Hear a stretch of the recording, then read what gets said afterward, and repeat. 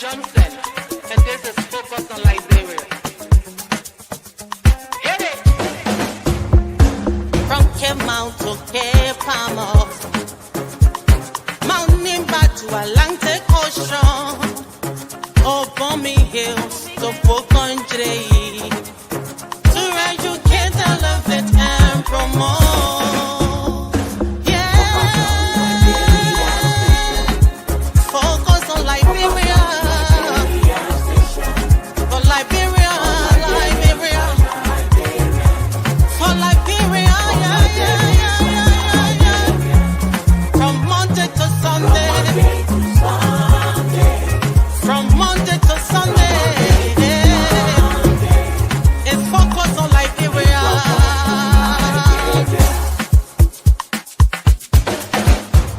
Talk about home affairs, hey, in diaspora, current affairs, hey, reliable information, history, ooh, talking about culture, hey, politics, education, entertainment, business, sports, advertisement, articulation. Focus on Liberia. Focus on Liberia. Focus on Liberia. From Monday to Sunday. Hello, ladies and gentlemen, and welcome to Focus on Liberia. This is Between the Headlines. My name is Dennis Jah, and we are broadcasting from Atlanta, Georgia. In this edition of Between the Headlines, we are going to be discussing with the founders and vision bearers of the Annie Doe Foundation. The Annie Doe Foundation is a nonprofit organization based in North Carolina. They carry on education and other nonprofit activities in the homeland. Let me welcome Mrs. Seye Doe Theo. Welcome to Focus on Liberia. Thank you, Mr. Dennis. It is a pleasure to have the opportunity to share the stage with you. I want to say thank you for allowing us to share the vision of Annie Doe Memorial Foundation. So I'm honored to be here tonight. Thank you. Let me also welcome your partner in that vineyard, Mr. Francis K. Seal. Welcome, Pastor Seal. Thank you so much, Dennis. I echo the sentiments of my wife to say thank you so much for allowing us to be on your platform tonight. It is indeed an honor, and I just want to say thanks, and we're looking forward to a wonderful and beautiful conversation tonight as we talk about the Annie Doe Memorial Foundation. So I'm happy and I'm excited to be on your platform tonight. Thank you so much. Thank you. I'm excited to have the two of you here. It says two can work together unless they agree. So I got two people that agree already, so it makes my job easy. We want to welcome all our viewers from across the globe. Every now and then, we tend to throw the spotlight on an individual or group that are doing some amazing things in our community. One of those is the Annie Doe Memorial Foundation, and what they are doing, what they are all about, and that's why I have Mr. and Mrs. CEO here to tell us. So let me start by asking, I don't want you to be in trouble, Francis, so let me start with your wife to just give us a brief introduction of what you are. First, the two of you introduce yourself and talk a little bit about what is the Annie Doe Memorial Foundation. So good evening and good morning, wherever you are listening across the globe. My name is Seye Doe Theo. I wear multiple hats. I am a wife of 26 years, married to my high school sweetheart, Francis Theo. I am a mother of three beautiful children, Francis, Francea, and Emmanuel. And then a mother of 600 children that we will be talking about today who are benefiting from the Annie Memorial Foundation in Liberia. By profession, I am a senior director of risk and compliance for a big financial industry in Charlotte, North Carolina. I was born and raised in Buchanan, Grand Bassa County for the first 14 years of my life. I am a minister of the gospel, but most importantly, before I get there, I'm a certified public accountant, a professional project manager, but most importantly, I'm a woman of prayer. I love the Lord, and I feel like when you love a person, you stay connected to them. So prayer is my language by which I speak to God on a daily basis. Amen. Francis, if you can beat that. It is challenging to beat a wonderful introduction, but I would just add to say that it is an honor to be here tonight. I'm also originally from Liberia, and I've been in these United States for about 27, 28 years now. I'm also an ordained minister. I'm a banker by profession, and it's also good to say that I am a community crusader. I've worked and served my Liberian Community Association here in Charlotte for so many years. I've stepped aside from leadership, but I have not stepped away from leadership because the community is what we serve. And then through the foundation, we have continued to provide underprivileged children with free education, health awareness service, as well as women empowerment initiatives. So we've been married for, as she said, just happy to be part of this journey. Talk to our foundation, who I'm a friend, a brother, and I like to be able to give back because this is what something, even though I'm a banker by profession, but also as a corporate job, I love to give back. That's what we're here to discuss. I don't know if my system or Sarah, did you hear him at the end? Yes, Francis, you were going in and out a little. All right. So, Francis, come again. Your conclusion there. Oh, what I was saying is, can you hear me now? Yes, we can hear you now. I'm sorry. I thought you heard me first. What I was saying that, in addition to being a banker by profession, I am a community crusader. I serve my community. I'm looking forward to a wonderful conversation here tonight. I serve the Liberian Community Association here in Charlotte for multiple years. I'm a father. I'm a husband. I'm a brother, a friend, and I just love to give back, and that's why we're here tonight to share some of the things that we are doing and how others can make an impact. Thank you. Thank you. If for those of you watching, if you have not already shared the show, please do so. Invite somebody. It is easy to be here, and they are. We all have different callings, and then there are some who are called to give. So we have a couple doing amazing things back in Liberia. So we want to learn.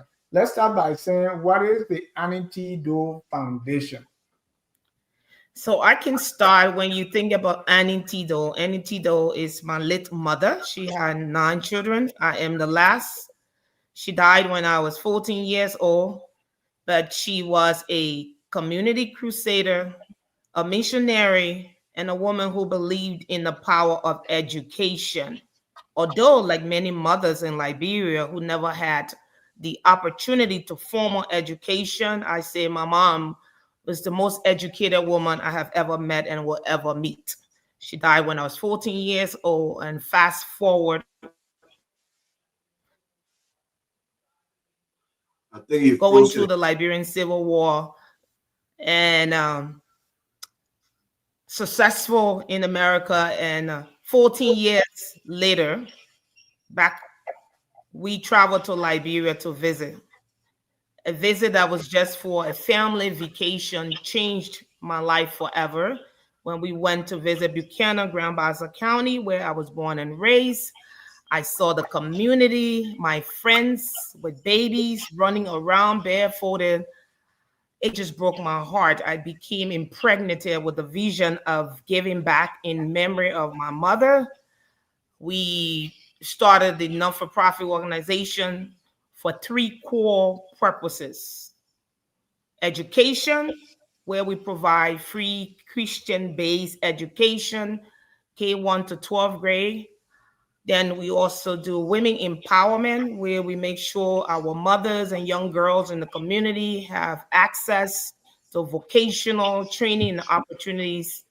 And then from a health perspective, we also provide basic health care services, which we will speak to more in terms of how those different programs are working and the impact that it has had. We also do some work in Charlotte, North Carolina, so I will also give my husband the opportunity to speak to some of those other pieces. So thank you again, Saya. In addition to what we do in Liberia, we also have our local footprint here in the Charlotte and North Carolina community. We have built partnerships with the University of North Carolina right here at Charlotte, those international mentorship program, where we want our students in Liberia to interact with the students here at the university level. And also we build partnership with the A&T University of North Carolina, the North Carolina Agriculture and Technical College University in Winston-Salem area. We have those partnerships, and we are building more international mentorship programs with those students as well. And we are looking into expanding into other colleges and universities in the North Carolina area, as well as outside of North Carolina. That's how we have our digital footprints here in the North Carolina area.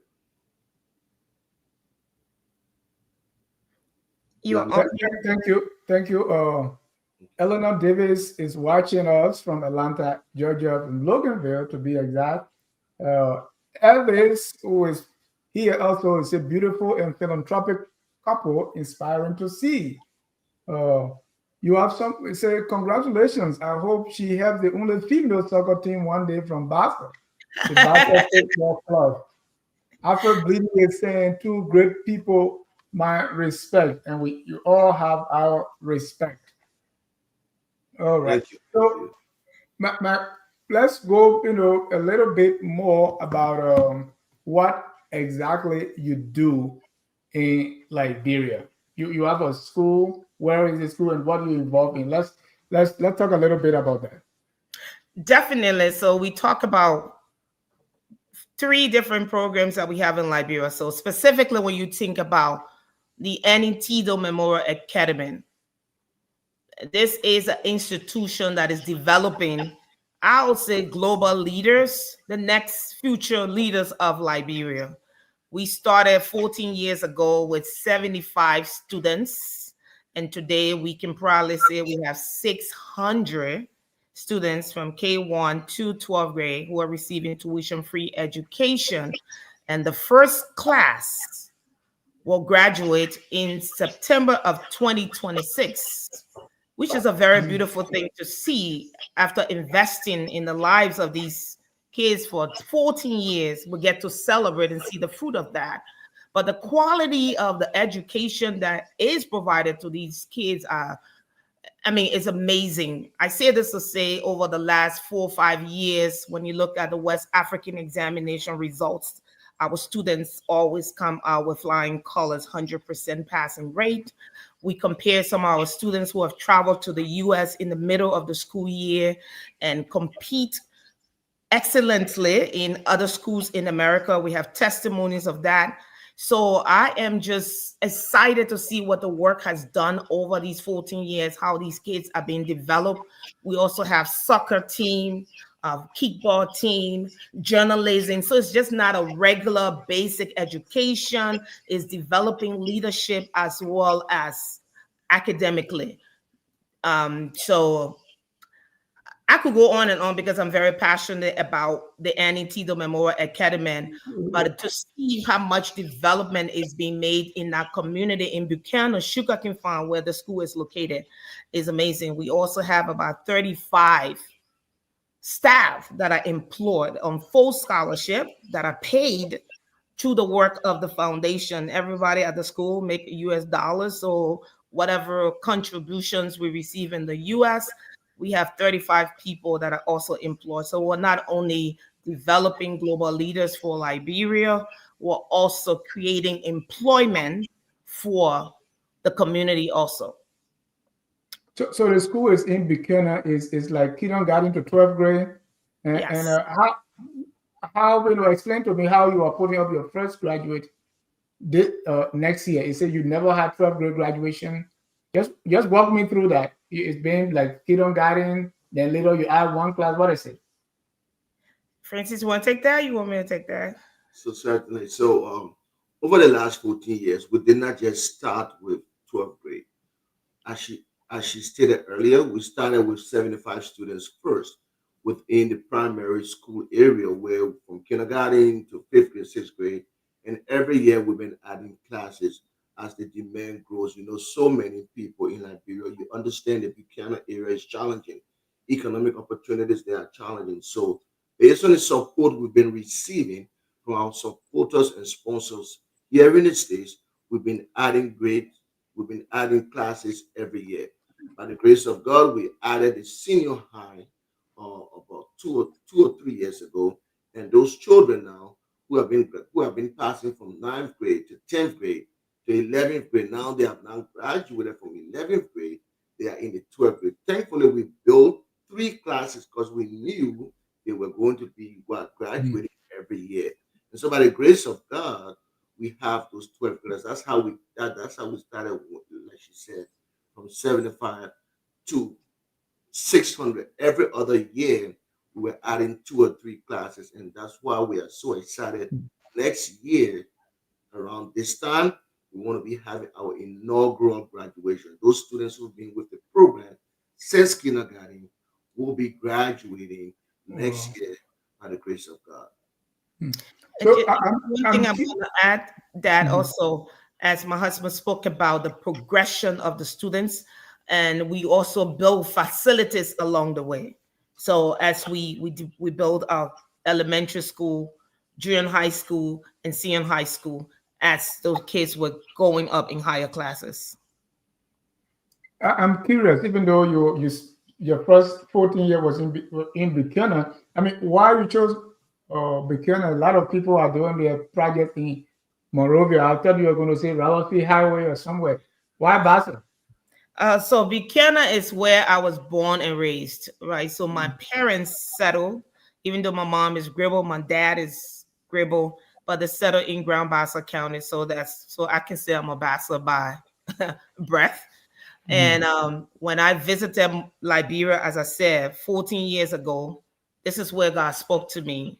And the plan is to go across Liberia. So the model that we have developed for the last 14 years across the 4 programs, the goal is to replicate that model across Liberia. But we needed something that worked. And we already had a support system because I knew the community, the people that I knew. So it made it easier to build that model in Buchanan. Great. And we can go across Liberia. Right. And even if you start, the reason I ask is because I've been interacting with people and doing this for a while. People like to go to, there was a project I was supposed to go to Liberia, right? I was in Massachusetts then. So a lady who represented our organization to go there and a few others, she's from Maryland, husband from Grand Crew. When they went, and she was very wise. She said they have built a project in Sierra Leone, big one, and they wanted to do the same in Liberia. So in her wisdom, she said she chose Grand Crew. She said because this is far remote. So if this big company can do something that will attract, instead of always saying Monrovia or the urban areas, and the people that went with her agreed. They said this is a brilliant idea. We always like, but when she came, she announced it to the group. One group from this county said, no, we want it in our county. Another group from this county said, until at the end, I think you know the end of the story. What happened to the project? Never happened. It never happened because we couldn't agree which county. So They started in a county, even though you were born there, but our society has become so tribal that people want to do things based on their ethnic group. So that tells me that you were going somewhere. Thank you. The start of everything is very hard, right? Correct. How did you start this? Because in order to show people, say, give me money, let me do this, they want to see something. So how did you mobilize resources and how you guys started with the money and everything that you need to do this project? Because I'm sure, even though as we will see later on, people attend your gala programs and they make donations, I don't believe that the donations were pouring from the very beginning. Tell me about that. So that is correct. And just as you are I'm, I'm saying, always I'm always correct. so what has happened over the years, in everything you do, it is important for you to be a first partaker. And by being a first partaker, you have to sow a seed into whatever vision or initiative you had. Back in 2011, when we went to Liberia, the idea was just to give back to a smaller community, some of our friends. I was born and raised in Monrovia. She was born and raised in Buchanan. So you talk about the Buchanan connection. That's how we got to Buchanan. But then when we got there, the needs were so overwhelming. When we came back to America, the need, she decided, I think it's a good thing for us to just establish a non-profit organization. When we established a non-profit organization, we obtained the 501c3. We were funding the initial programs ourselves. So when we started doing that, we started taking money from our paycheck, we started taking money from our savings, and then things began to grow. It was out of that context we decided to reach out to friends, families, organizations, and other people to support this idea. It will interest you to know that some of the first group of individuals that supported the idea were people who have never been to Liberia before, but they have a passion for giving back. And because they have a passion for giving back, because they love children, they gravitated towards the vision. As you can readily understand, the book of Habakkuk reminds us that we should write the vision. Though it may tarry, but at the appointed time, it will come to pass. And so, once the vision was written down, when we share it with a few people, they gravitated towards it. That's how we started raising funds. And we thought that it's important for us to provide an annual update to our donors, to our supporters. That's how the idea of the gala came about, for us to provide annual updates, show pictures, and tell the folks what we're doing with the donations that were coming. And that's how every year now we are getting to showcase what we have been doing over the last 15 years. And let me jump the gun. That annual update is scheduled is coming up soon, but we're going to get to it. That's correct. That's correct. Yeah. So as my husband regularly said, it's important. Transparency is important. Integrity and accountability. A lot of times we establish these organizations, but the sustainability plan doesn't work because a couple of reasons, right? Integrity first. You got to be honest. You got to be transparent. So we bring a lot of visibility into reporting and progress that are happening every year. And then we talk about accountability. We hold ourselves accountable.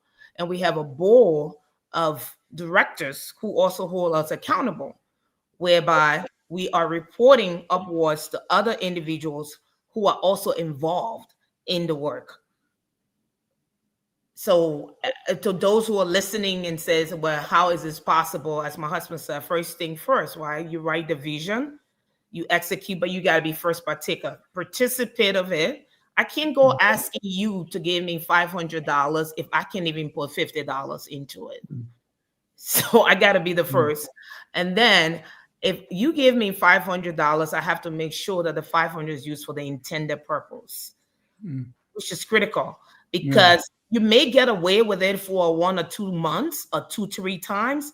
But if you are not sincere, it will eventually catch up with you. And this has been one of the core values of Annie Tito Memorial Foundation, the integrity and transparency. So over the 14 years, God has blessed the work privately and publicly because he sees and the results are evident. So every year there's something new that we have to show, some progress. Thank you. And talking about writing the vision down, they have written this down on our website, atdomf.org. So if you want to see this vision, you want to see what they're doing, you can visit our website. And you also talk about, the students, your first graduates will come out next year.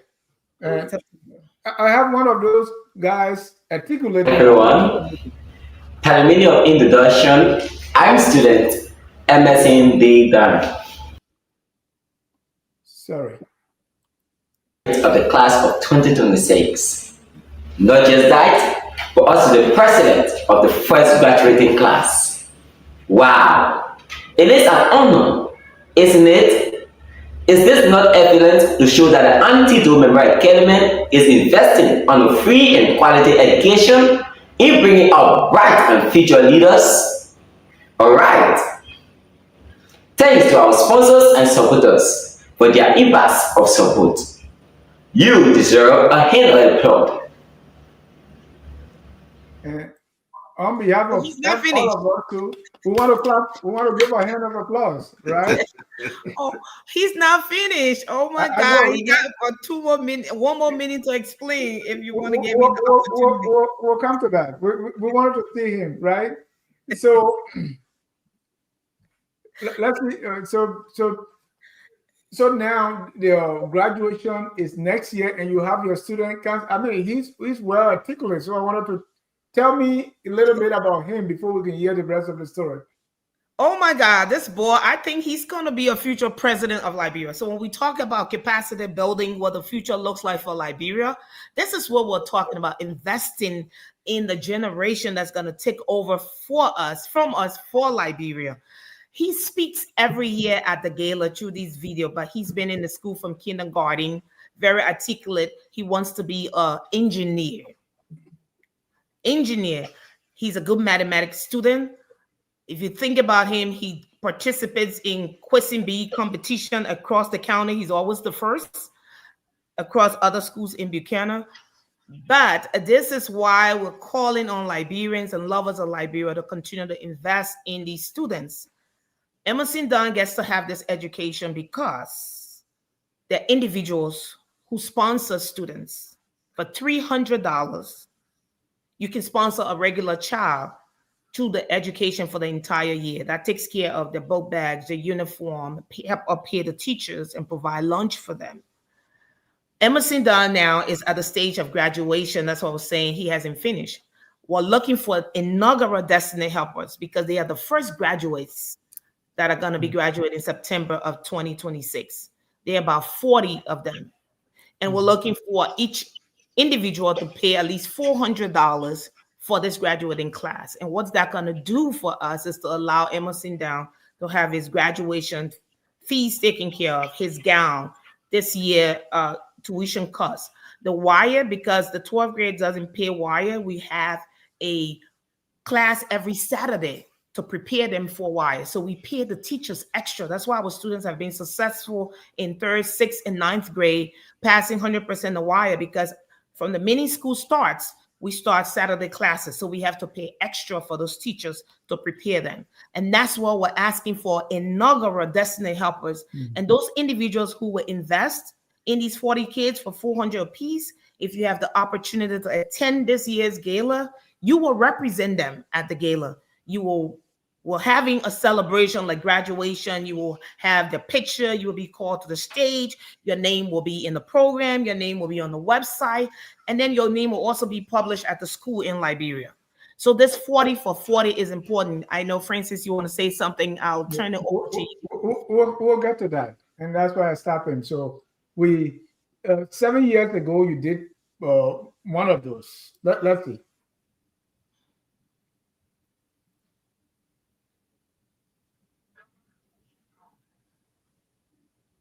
The audio is bad, I think. Yeah.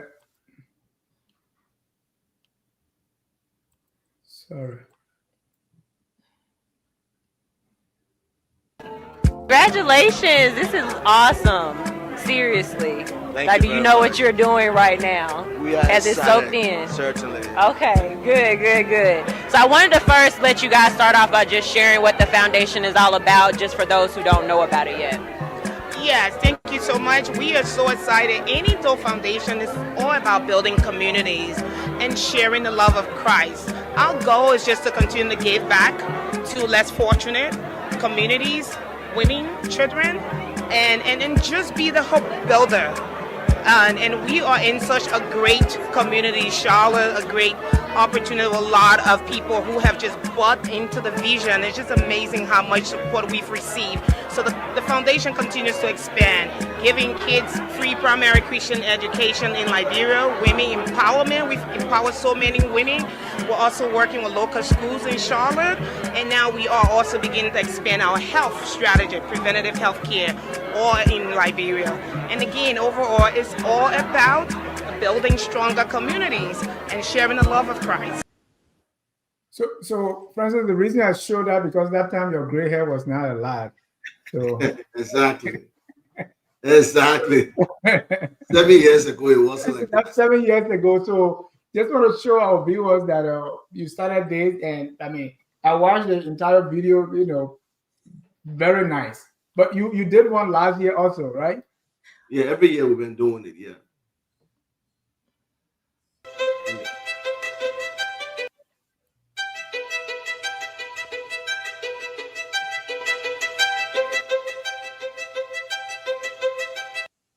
So that's your 13th gala, and you already spoke about that. Say that this is where you give report. You tell me what all you do at this kind of program. I mean, this look at the elegance.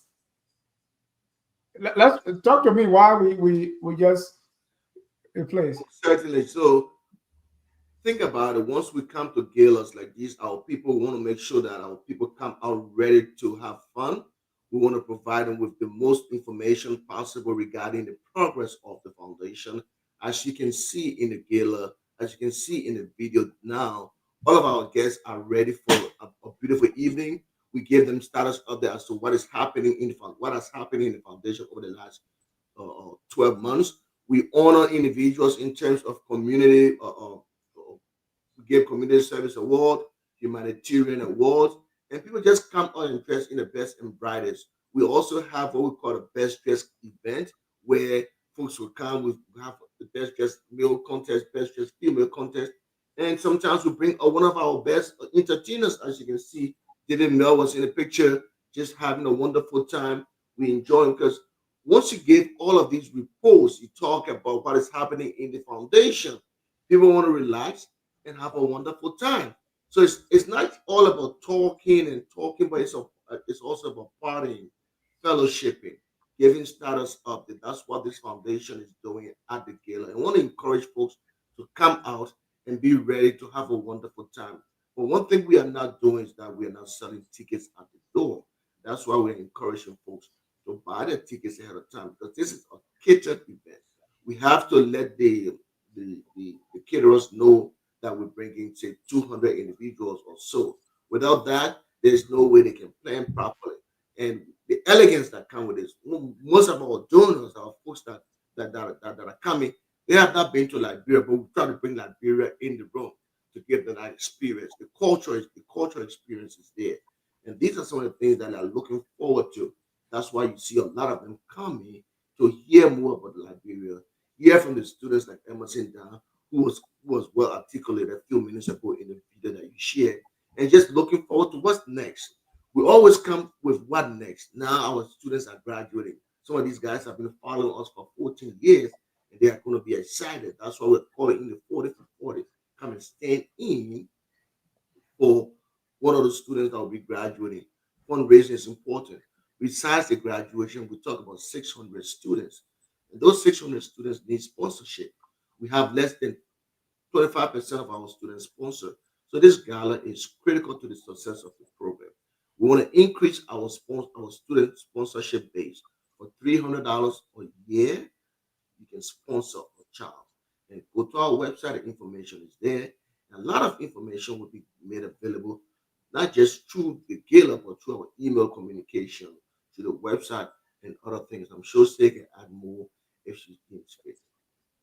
Yeah, when you think about sponsoring, I like the perspective you added because the 40 for 40 are just those 40 students that are graduating, but we talk about 600.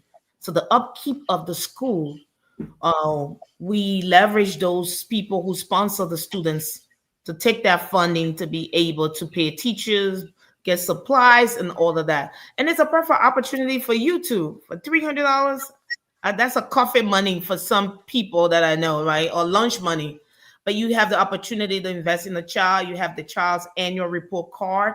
If you so choose to get involved in their life individually, we have sponsors who also go above and beyond. Like every month might send $25 or $50 for that child, or Christmas. So we are really building that pipeline for these kids in Liberia to have exposure to their sponsors, as well as the ones that are graduating. Building that pipeline where, as we build mentorship with students in universities, we're trying to create that mentorship between our students in Liberia and the students in the universities, and also create a conduit whereby those who are graduating may have opportunities for higher education. So we're having those type of conversations also with the university. How can we help our students continue after graduation? Right. And I'm going to come to that as to what do you do, but how much does it cost you to run an TDO Foundation, just the school portion, for a year, approximately? I give it to our accountant. So approximately to run the school, we're looking at a budget between $60,000 to $70,000. Just $60,000 to $70,000 just to run the school, because we have teachers there that are on staff. We pay them every month, and the school runs for a period of 11 months. Just the school. But then we also have the Women Empowerment Initiatives. We have the Health Awareness Services, as well as our international mentorship. But your question specifically addressed the school. That's what I said, $60,000 to $70,000. But the question also I'd like to expand on it would be, what is our total annual budget? We are looking to raise $150,000.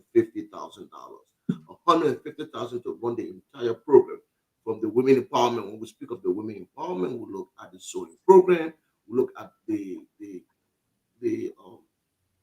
microfinancing initiatives and other programs. When we look at health awareness services, think about Buchanan. If you've been there before, a lot of these individuals, a lot of the residents there, they don't have the financial wherewithal. So we try to provide them with preventative health awareness program, diabetes check, pressure check. To the extent that those levels are elevated, we'll refer them to the bigger clinic or the bigger hospital.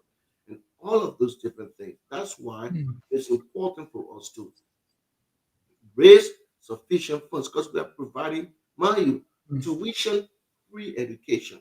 Without the generosity of our sponsors and supporters here in the States and other places, we will not be able to run this program. That's why it is critically important to get the word out there for donors to contribute.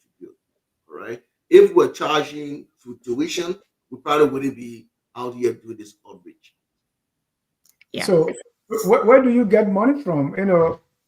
If you need 100,000 to run a program in Liberia.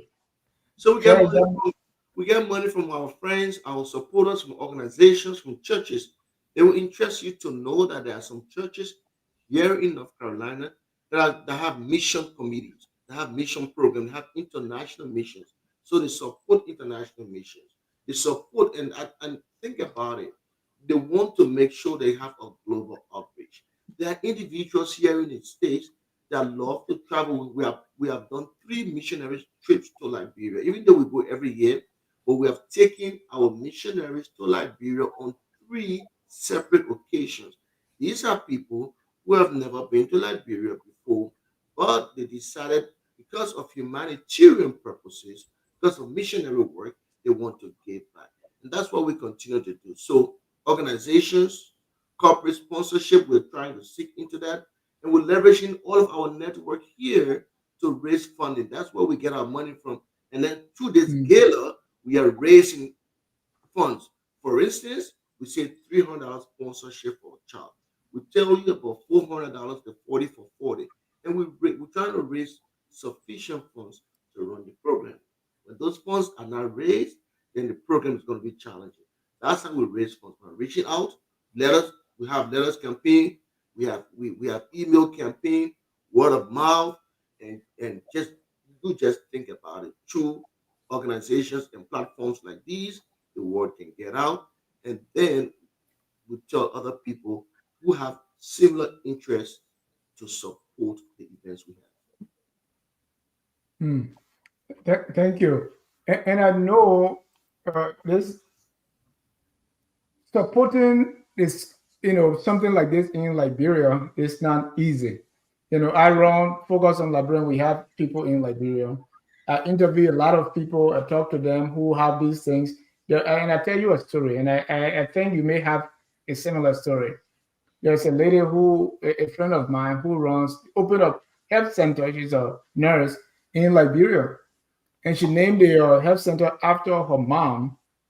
And it's a Loma name that sounds like it's like Norwega. Okay, but to the people, it sounded like Norway. So they said, "Oh, this lady has the NGO people from Norway supporting her," and this was an opportunity for them to steal the medicine, take things for themselves, and do all kinds of things because they feel like somebody is giving her money because of us. And so, in fact, she is benefiting as a result of us being here. So they were taking their own. I know oil is not bread and butter. What are some of your challenges there? Yeah. It would interest you to know, I think just starting from Liberia, right? You would think that at this level, people think that we have subsidies from the government. We have not. For the 14 years operating, creating employment, developing leaders, empowering women, we have not gotten any subsidies from the government. But over here, as my husband said, we have a lot of individual supporters. There's some Liberians in the Charlotte community and across the U.S., our friends who are also have bought into the vision and continue to support. But one of the challenges we always have is donor fatigue. You think about the economy right now, people are losing their jobs. If I'm losing my job, my priority right now is not charity. So there's been a decline in giving. So we got to also look at other strategy in terms of how do we go beyond those individuals who are not able to give like the way they used to. So we're tapping into corporate sponsorship. So matching. So for those individuals who are giving to any foundation that are part of organizations, the organization has something that's called matching. So if you give like $500 to a non-for-profit organization, you have the ability to tell your organization to match that $500 to the charity of your choice. So we're trying to use that also to encourage folks who donate to ask their organization to match to any foundation. That's one means by which we're doing it. And we're pushing child sponsorship. Because if we can have, think about it, we have 600 children. If we can have 300 of those kids sponsored for $300 a piece, that's $90,000. That's almost like 75% of the budget. And if you are watching and want to be that one to give $300 to sponsor just one child, you can sponsor two. That's 600.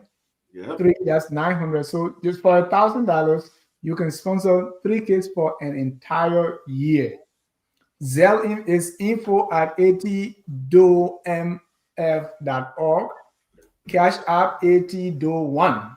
And if you want to do that, your information is right on the screen. We're going to put that also on your Facebook so that you'll be able to get that. Let's another challenge, if that's okay. So it doesn't look like always bread and butter. We just got to 12th grade. Prior to getting to 12th grade last year, school was from K1 to 11th grade. So the calendar year was 10 and a half months. And that was a 10 and a half month budget. This year we got to 12th grade. The teachers started to teach September 1st, the 12th grade, because the government mandates that the 12th graders start school a month in advance. We did not have budget to pay the teachers. Right. My husband and I had to have a meeting with them to ask them to meet us at 70% of their salary. I went in to negotiate with them for 50, 60% of their salary because they were only teaching one class for 1 month. because in our mind, school starts October 1st. So first salary will be disbursed after this gala, the end of October. And they come to us and say, no, we got to teach them for this month. So my husband and I, with a few other individuals, I had to negotiate with them. And the salary was $3,000 for this month. We never even planned for September. So we had to do what we had to do, call one or two people and invest and pour our own contribution into it to take care of that. But these are some of the challenges that we face. But I want to know the challenge from the people. Are they stealing stuff? Are they being bad? Are they not cooperating? Are they taking things and running away? What are some of their attitudes towards that? So I must admit, God has blessed us with a good team in Liberia. There's teachers, our people have the foundation I had. But think about it, we are risk and control professionals. So we put a lot of controls in place. We have dual control. You're sitting at the school, your teacher, I have another teacher that's telling on you and providing me update. So we have updates on everybody every day. So anything that happens at the school, we have people who are providing information without the person even knowing. So we're on top of those things on a daily basis. Do we have some situations where it may be people might take some of the money? I would say you got to manage it from a risk perspective, right? As a risk professional, I ask myself, what's percent of risk can this organization accept because of the absence of leadership like me in Liberia? So I want to really talk about this to people who are listening, because that's why people get frustrated about and want to leave Liberia. You are not present, and it's not going to be done the way you can do it. But you got to understand what percent of risk I can accept. So if my budget is $100, I know that the Liberian pricing, it might be actually $75. That $25 is a buffer that somebody might take and put in their pocket. That's why we go to Liberia to understand the costs and how can I reduce that $25 difference and have another person double check. Maybe the difference will be $10. I'm not going to accept it. If I'm going to operate an effective organization at a 90% cost and 10% somebody's eating it, I'm okay with it because of the absence of me. That's being realistic in running any kind of business. That's the risk mindset that we have applied to Antidote Foundation over the year. And we built that in our contingency plan and say, this is risk that we will accept because of the absence of us. Francis, I don't know if there's anything you want to add to that. Let's watch this video for a minute and then Francis will come in. Can make it plain, and he who sees it will run with it. 14 years ago, God spoke to me clearly to be the beacon of hope back to Liberia, providing free Christian education, empowering our mothers, and providing basic health care services. It is amazing to see after 14 years, our first students will be graduating from the Antidote Memorial Academy in August of 2026. I am delighted. I am overwhelmed. I am excited. This could not have been possible without all of your support. So, ladies and gentlemen, it is with great pleasure that I'd like to introduce the class of 2026. Congratulations to our first students at the Antidote Memorial Academy.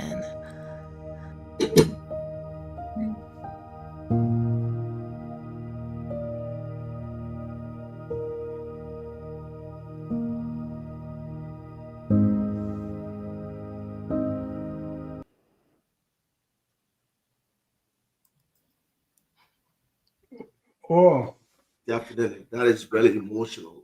That is really emotional. And that's what we look to. I mean, when the question comes, what keeps you going? When you look at the faces of these children, you can see with confidence that those are some of the things that keep us going. And then you talk about the risk factor. That she was talking earlier about the risk factor. You got to understand too here that yes, we live in America, but we go to Liberia all the time. We were born and raised in Liberia, so obviously there's going to be some price fluctuations here and there, and then we try to ensure that we can speak not just to our folks, but also have an opportunity to speak to the vendors. When we speak to the vendors on the pricing, yeah, we built in that 10% buffer to say there's going to be some challenges based on our absence from Liberia. Nevertheless, the question we ask ourselves, is the work getting done? Do we have quality product for what we pay for? If the answer is yes, then we can take that risk and say, okay, go on and do what you need to do. But there's always going to be some challenges because of the situation we find ourselves in. Liberia is hard, and people try to make a buck out of every situation or most situation, and that's where we find ourselves. So yeah, and we just do our best to manage cost in a way that we can reduce cost and provide efficient services. And now I heard you saying Christian education. Both of you are pastors, That's right? correct. And the school is a Christian school. Do you only get your support from Christians using the Bible, or or you take Malachi 3:13 and say you got to? No, we don't. We don't.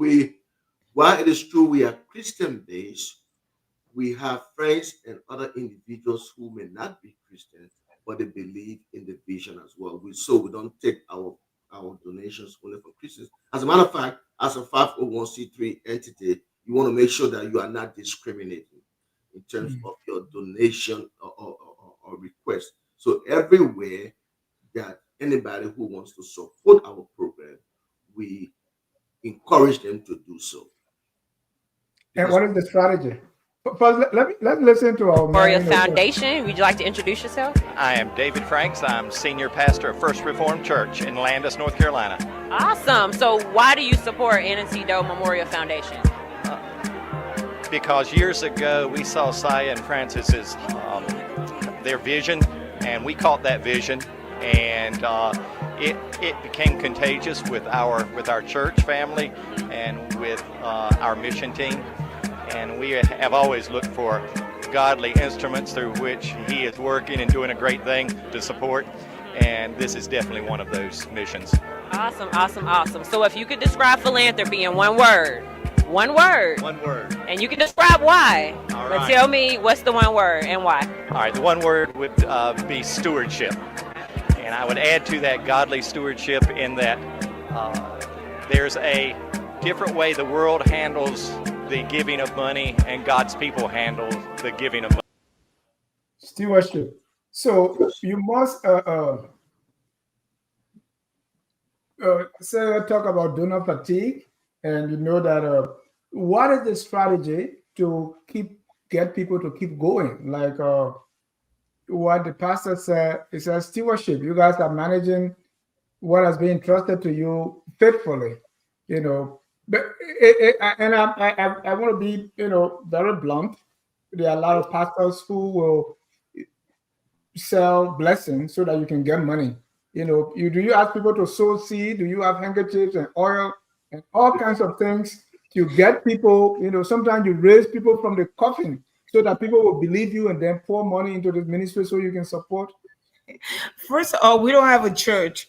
Okay. We don't have a physical church to go and raise money and ask people to sow seed. So that's a funny question. No, we don't believe in that. Those But things happen, right? Yes, they do. They do. I mean, people do that, but we believe in the vision. If you present the vision, you present the results. As you can see, look at these kids, 14 years.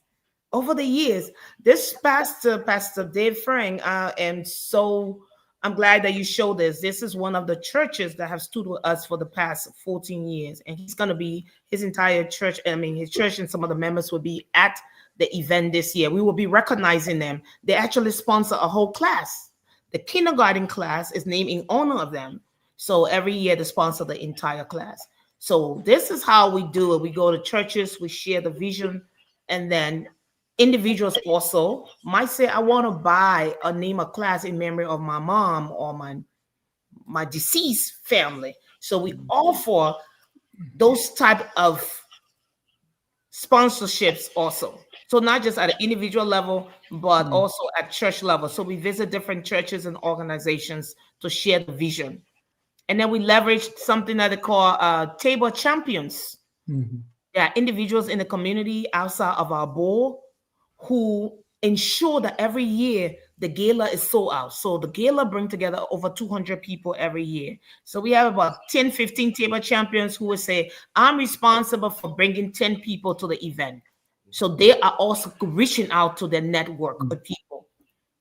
And Francis, on the same strategy question, do you have a way for the school to bring any of the things that you are doing to bring some money back? Because probably you may not continue to get people to donate. And that's what we've been talking about as as the vision continues to emerge, because the school in and of itself, it becomes challenging, it becomes expensive as more and more students are added to the roster or to the enrollment profile. So how do we get the school's involvement? We've spoken to parents. We say, you know what, for a nominal fee, maybe a registration, help us with supplies to the extent that you can, because these children are using tissues. These children are using papers and pens. What can you as a parent do? While it is true, we understand the economic situations you guys are in. It's a tuition-free school. But what about supplies? How can you provide supplies to help minimize the cost of the organization? And that's the message we've been trying to preach continuously. Uniforms, all of those different things. When we speak of the uniforms, we supply uniform, but to the extent that a parent, if we give one uniform, right, and your child is in the school, you don't expect your child to wear that one uniform for the entire year. So come in, right, and provide maybe two or three to help the child understand that it's important, because cleanliness is next to godliness. Ensuring that the child comes to school, because we look at the holistic approach. So the partnership is not just with the students, but also with their parents, to ensure that yes, we provide a product. What is this product? It's free education, tuition-free education, but the parents have their own role to play. Like maintenance, let's say your chair breaks. Exactly. You really have capitals to come and do it. So how are you getting the, so what is the response? It's not, I think it will be an evolution. Think about it, the mindset. They've been used to getting this free. So evolution, I think I must give it out for the parents this year. The behind the school, the fence, we've been trying to build a fence, and the fence cost about $8,000. And last year we almost lost a child who almost damaged her head because there was steroid hanging out in the unfinished back of the school. So what the parents have agreed to do this year, we asked each student to bring one brick, just one brick, which is $100 Liberian. Some of them are bringing $100 Liberian, some are bringing a brick. And we hire a contractor who's working with us at least to start to build that. So we're trying gradually to bring some of those responsibilities and say, let's talk about how you can help take care of some of these maintenance. So they have a PTA that we are meeting with and talking to them and say, what are some of the things you can begin to help with? But again, I feel like if we do have even 50% of our students sponsor, we will not have that problem.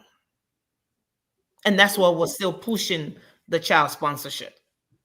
And just to add one more thing, as we all also do that, we are looking for subsidy from the government and people of Liberia as well. That's my next question I was coming to. What support are you getting from the government? Even if it is not national government, the local government. Zero. I say that loud and clear again. Zero over the last 14 years. And why is that? You know, sometimes people think that since the school, the funders are in America, because many times we go like, bro, all these guys not come from America, like we eat our own. You know, sometimes people have to come to the understanding that we are empowering the community. We are raising the children by providing free Christian-based education.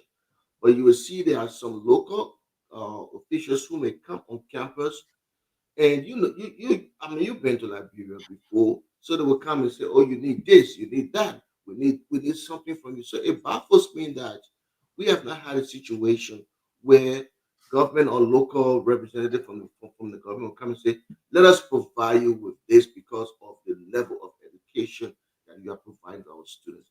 It's always, most times, something that they want from us in return. And that's the challenge. And so we try to continue to raise the awareness that we are providing free Christian-based education here.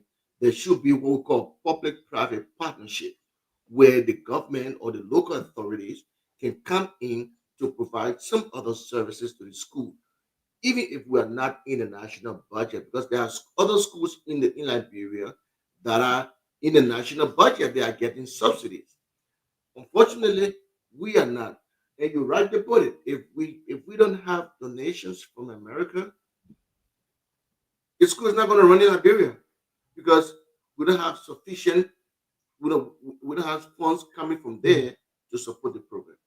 And every government official, the representative, the senators, all of them in Grand Bassa County are aware of the program, but we have not been successful to get any kind of support. But we kind of continue doing what we need to do, Right. because if God gives you a burden, I mean, you can't walk away from it. Right. So we hope the two of you stay strong and work hard. But just what if tomorrow comes and the two of you are so old to work, or you're just not there? Maybe let me talk to I want to see the PMP coming out of you more. What do you do if Aunt Francis and Saya tomorrow something happens and you are not available? Who takes over? How does the school run? It's a couple of long-term strategies that we're looking at, right? Endowments. Well, not there yet, but again, I said when God brings vision, he brings the provision. So we're looking at other strategy in terms of endowments. There are people who are interested in America talking about endowment. Are we close? No, we're far off. We are also looking at, again, successors, Right. who can take over from us. Our daughter, she's a brand ambassador. We have a board. So even if we're not around, the board, there are people on the board who are passionate about this vision that we believe may step up, take over, and we'll continue a conversation with the government Liberia. Right. His Honorable Joseph Nima Boaka, before he became president, he was vice president. He visited Charlotte, and we presented this vision to him. My husband presented this vision to him, I think it was about 11 years ago. His office acknowledged it. We're hoping, hopefully, that we can have the opportunity to go back again and say, look, 11 years ago, this is what we've done. So all of those things are all being looked at from a sustainability standpoint, so that this vision doesn't die. Right. No, we wanted to die. And if you permit me, I can prophesy. No, the beneficiaries, because one of the things, knowledge. If the people that are benefiting, let's say the parents, if they don't grab it, to run with it when even the two of you are not available, because we all have expiration dates on our lives, or what you want the school to continue, even up to university, it could turn into something else.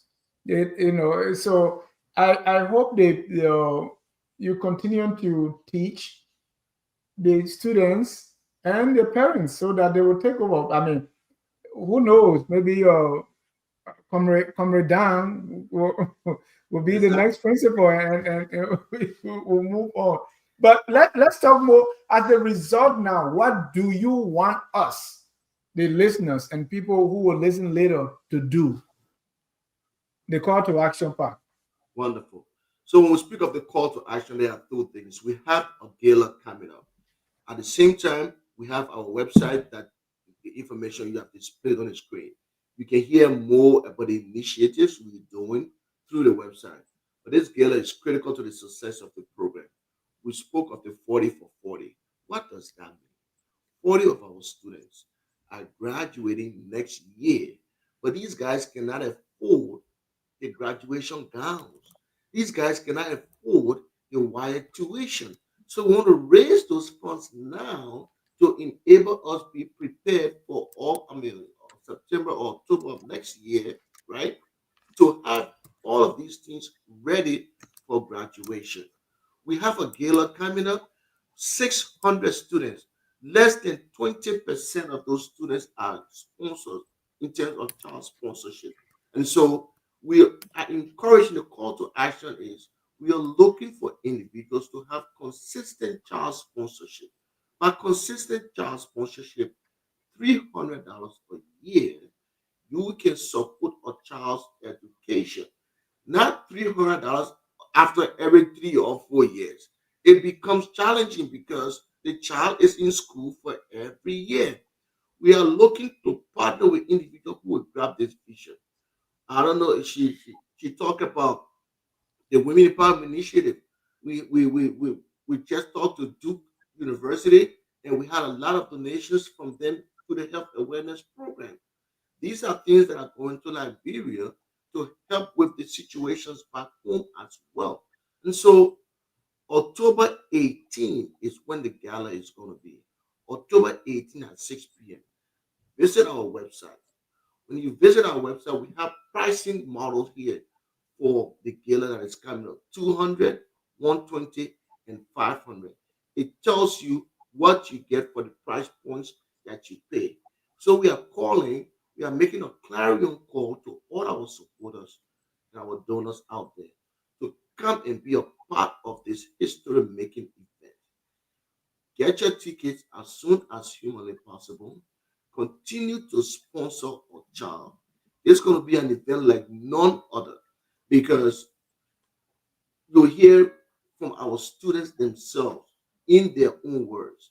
And so there are so many things. That's why we are calling folks to come and be a part of this. And I'd like to say to add more to the extent that she has some. Yeah, and if you say I can't come to the gala, I want to still support, you can still send your contribution because it's critically important, as my husband said.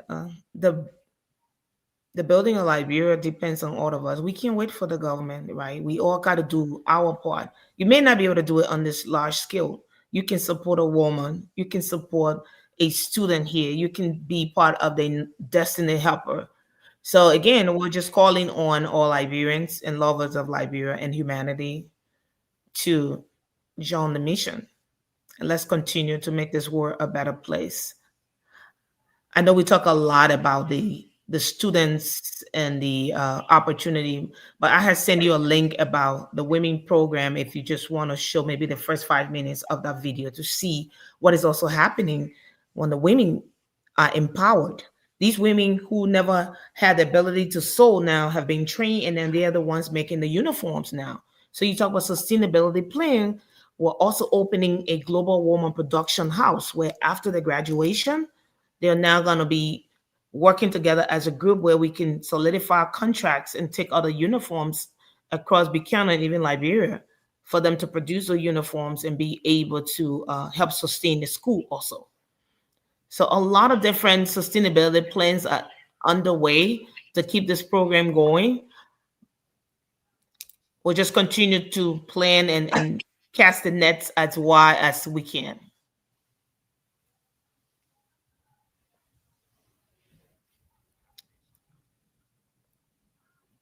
Yeah, so that's the clarion call we are making to all our supporters, our would-be supporters out there, and platforms like yours helping to get the word out there, whether it's here and in Liberia.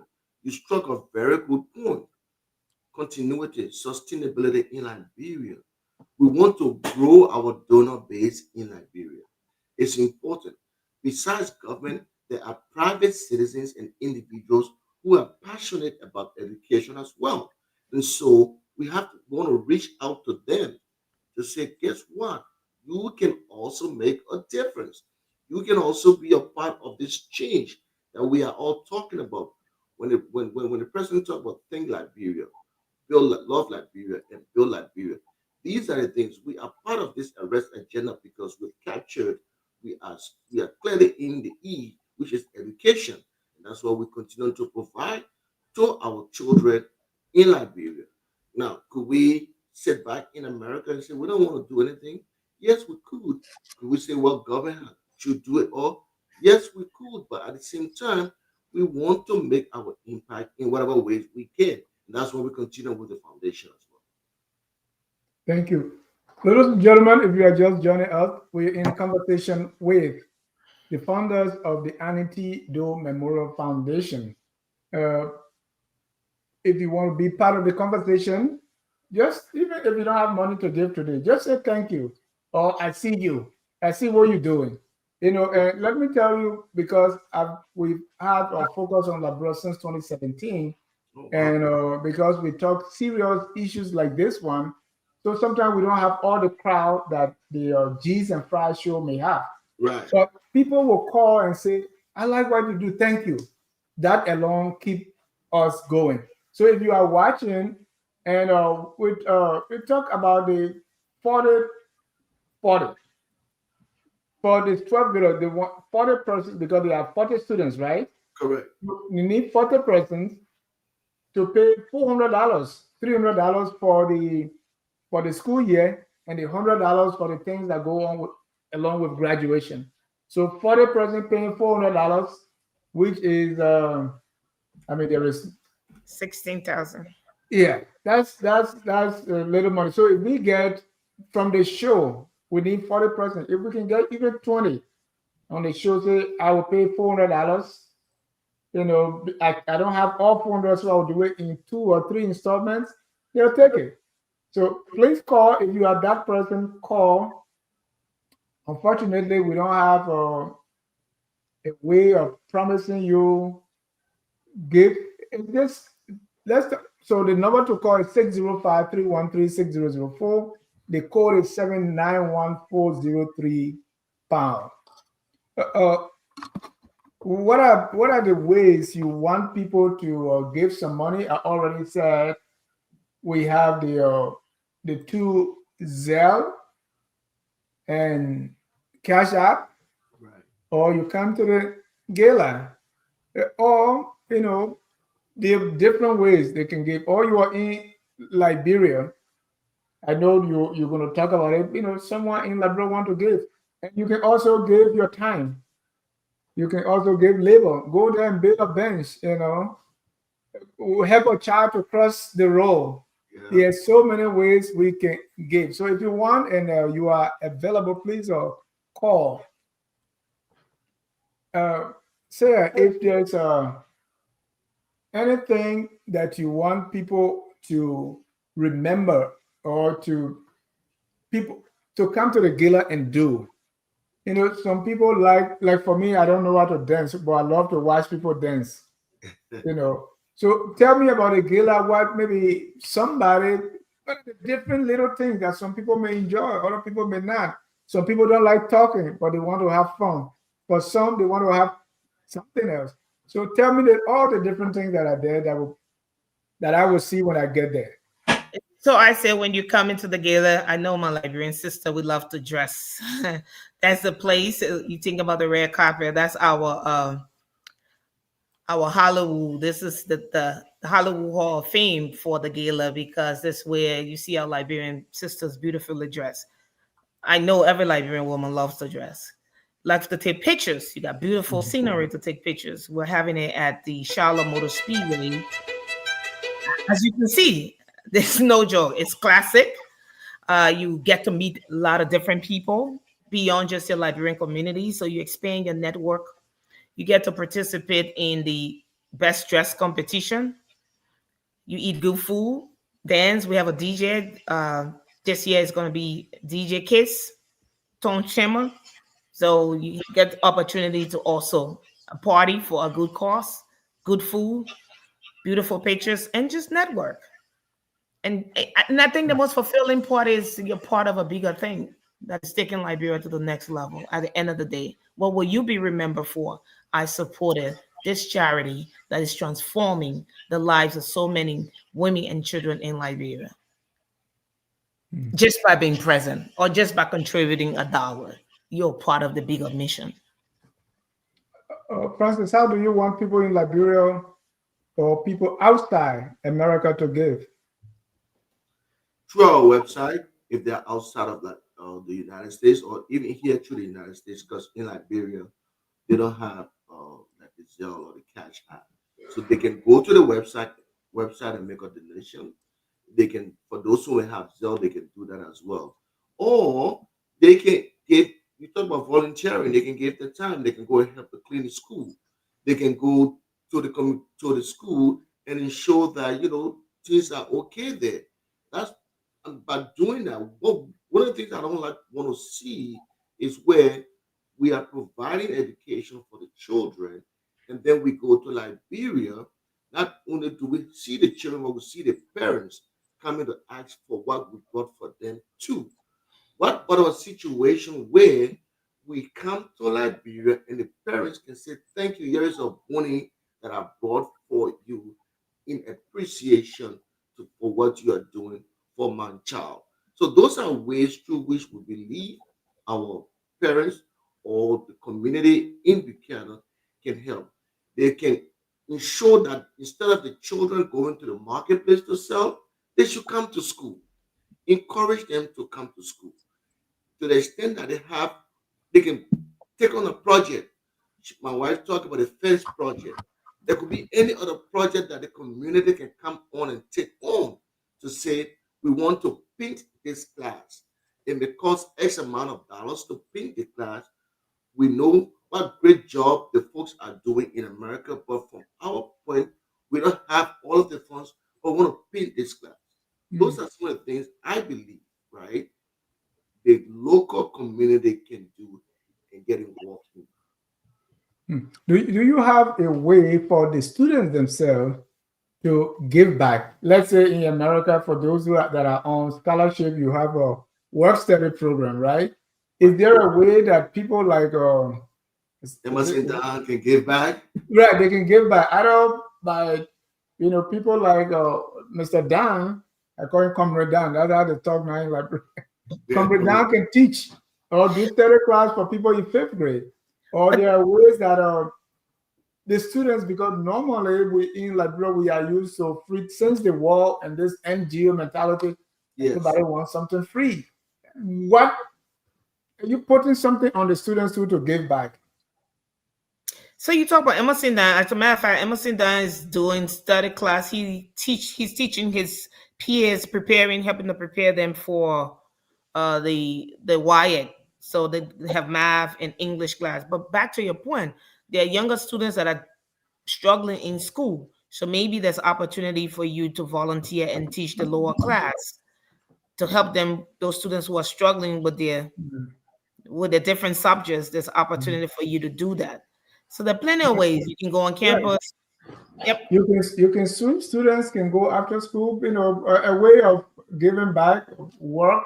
I told somebody, I visited a friend who was working, that was 2017, working at the, used to be the maternity center. I think they have gender there now. I mean, and the office, they couldn't stay there because the place is filled. So the heads are in the office, the rest of the people are outside.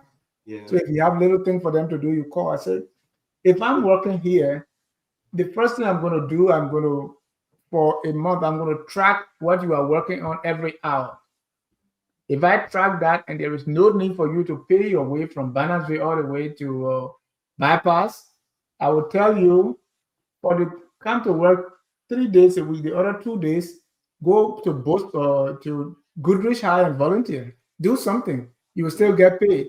This volunteerism is really, maybe that could be an opportunity that you can help, teach that. Right. So that parents can, what happens if you are working at Ministry of Gender and for 2 days, go there, even if the teacher is dividing paper, proctor a test in a class, do something, help to sit there and keep the kids quiet, volunteering. And then we can jot down your volunteer hours that you have volunteered during the school year. And maybe at one of the gala recognize you or do something. But people have to develop the habit of giving back in one way or the other. And ownership. Yeah, you take ownership. Your sweat is in this. So that when it's growing, you are able to say, oh yes, we were the one who did it. That is so true. I agree with you. And we definitely have to institute something like those because all the children know they go to school, they have free education, but how do you give back. It's something we need to put in their minds. Yeah. Having something free, it's important for you to do something and give back in whatever way you can. Wonderful. Let's talk about after 12th grade. You know, the students are getting out. You know, they're already used to getting free education. After that, what happens? And you don't want to stretch yourself too thin. You know, so what do you do after the students graduate? You know, my mom told me the story of Turtle, right? They said when Turtle have kids, you know, Turtle can have plenty of children. Yeah. So the turtle will lie down flat on her back and say, "You see my chest? I got no titty to give you. Go hustle." so, so all the turtle will just go and hustle on their own. So what do you do at the end of 12th grade? I think a couple of things. There will be some, especially the top students, that we are hoping and negotiating for scholarship to come over here to the US or even to go to other local universities in Liberia, and then vocational schools. And those are the continual conversation we want to have, right? How do we keep these students going forward to continue their higher education? So those are some of those things we're trying to do. Identify those vocational schools in Liberia, the costs, and try to find local sponsors in Liberia. I feel like there's opportunity to find people to sponsor these students in Liberia locally. And then overseas, the few of them that are obviously like the Emerson Dunn, definitely our eyes are on him, talking about scholarship with other schools. Some of them play soccer. The schools give them opportunity, but even if they have opportunity, they will need money for visa, for travel, for host parents. So a lot to consider. Thank you. Well, we don't have any color now, so it's time to wrap up. I know we cover a lot of ground, but there's still more that we can talk about. So anything that I didn't touch on, you want us to talk about briefly? I sent you a link right now in the chat. I don't know if you're able to play. If not, it's okay. It just covers just a few 5-minute clip of the women program, but if not, that's fine. Yeah. It goes straight to YouTube. But if not, it might be too much to bring on the show. Right. So you can talk about that. Yeah. I think we covered that when we think about the women, right? We talk a lot. Tonight we wanted to focus on the students because they're graduating, capacity building leaders, Christian values that we talk about. When you think about it, it's about the integrity. It's about your belief system. That's what the Christian education is teaching them how to be better leaders and better people. But this is not just all about our students. We also are doing a lot when it comes to our women, to see some of those women who could not fend for themselves, cannot take care of the kids, to see them now have been empowered through all the skills training and getting ready. The first batch of uniforms were just completed. We just completed a 12th grade uniform, and we paid them almost, I don't know, I just got to check the number, but we pay them to produce those uniforms. So not only are we training them, but providing job opportunities for them. The healthcare, we didn't talk about that. We built a clinic. So we have a clinic right in the compound of the school. The clinic is operating on a lower scale, but it's going to take funding for the clinic to operate on a bigger scale to take care of, serve 20,000 people right in Buchanan. So the potential is just unlimited. Yeah, that's the video I was telling you about, so people can have some firsthand experience of these women who are sewing and making uniforms. So the work that Annie Dole Foundation is doing is with impact of over 30,000 people. There's so much that we could talk about. So even if you can't contribute, if you're listening, spread the word. If you know an organization that supports women, spread the word. If you know an organization that supports health, spread the word. That's the best thing you can do. And then most importantly, pray for the work. Pray that the event October 18 be successful. Because if that event succeeds, all of these programs will continue to succeed. Do you have any vocational component to the high school? Those are another conversation that's being discussed right now. At this point, no. But we have asked our students to talk about what are the interests from a vocational standpoint, and we're trying to list with those opportunities in Buchanan. So for carpentry, those who want to be a mechanic, so they have listed the interest, and we're trying to figure out how we can get them to start doing that in this last part of the high school year. Right. And sometimes, some of the easy areas to start with, maybe it's like bookkeeping or some form of, right. Some of those basic things that may not require all the materials that carpentry and all those things may require. Your pastor talk about stewardship, right? How do you take care of things? So exactly. It's very important. That's why accountability and stewardship is very important, because we have to provide. Even we have a responsibility. Let me hear what. I should increase the volume a little bit. Yeah. Increase the volume a little bit. I get you. You muted. Okay.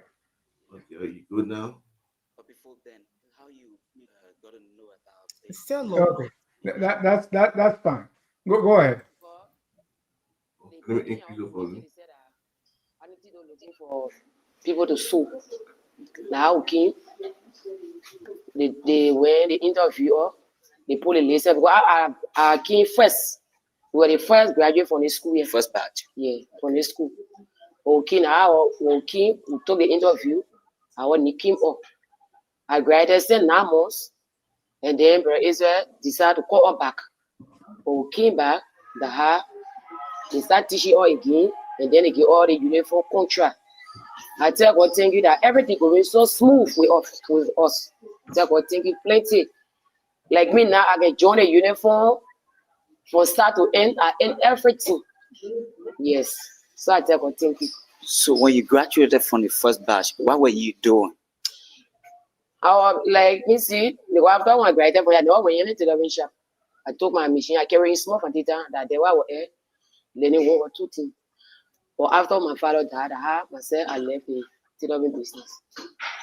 So do you think the skills you have learned will impact your lives tomorrow? I feel happy because the tailoring job I get money. Yeah, I feel happy for the tailoring job. Now you modified before? Yes. Thank you. The tailoring job get money, and so you say you're because you're in Basel now, so you could do that color. My husband will always say I love red. One point in time, he had to make me take down the red curtain. He's like, you can't make the heart too much red. What happened? The red was too much around here, but I got rid of it. All right. Let's wrap up. Anything that let me get your closing on this.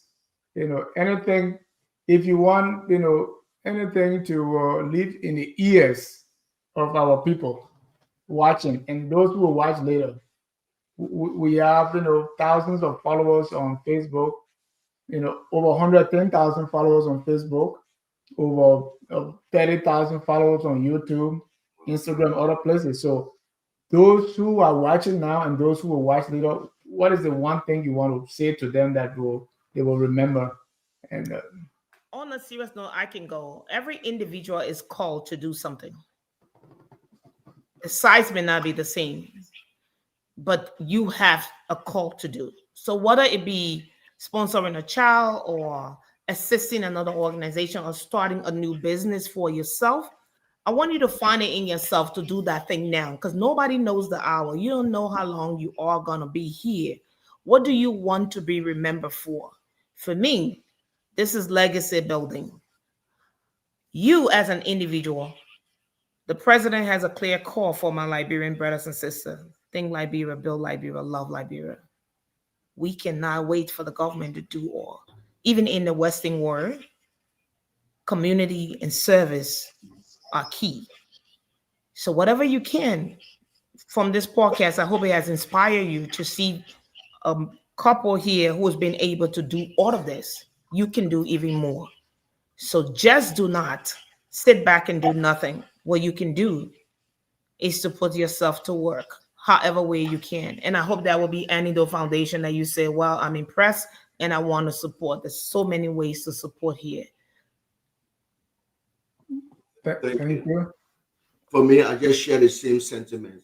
When we think about everything to put everything together, it is safe to say that today we are under a shade because someone many years ago planted a tree. So we want folks to continue planting trees of hope, trees that will inspire others. We need to do our part. We cannot rely on the government 100%. We need to do our part in whatever small way we can to make a difference on a larger scale in Liberia. And that's what I want to say tonight. And thank you for the opportunity to be on your show. It has been an honor. We look forward to having more engagements with you in the future. And to all of our sponsors and supporters out there, visit our website to learn more about the programs. Don't forget, October 18 at 6 p.m. Eastern Standard Time, U.S. time. Come, get your tickets and be a part of the 14th annual gala, which we are branding by celebrating the faces. It's a Racing Towards a Brighter Future gala. Thank you for the opportunity, and I'm honored to be a part of this platform tonight. Thank you also for coming. I am honored to one way or the other be part of this. Please tell us how you are doing and how people are responding. If there is only one person who hear this and is able to donate, please let us know. And I can make that part of my portfolio now when I'm looking for a job. Thank you. Again, thank you for coming. And even those who are already supporting this project, we want to say thank you. For those who will come later and support it, we want to say thank you. The Bible says, if you water others, you too shall be watered. So on that note, we're going to close with the song that we close with on all our program. That is, We Are All Liberians. So whether you support the Antidote Foundation or not, whether you even care to watch Focus on Liberia, we are all Liberians. What is incumbent upon all of us is to do our very best to make our country a glorious land of liberty. Have a good night, and may God richly bless you. Bye-bye. We are Liberia. Liberia is our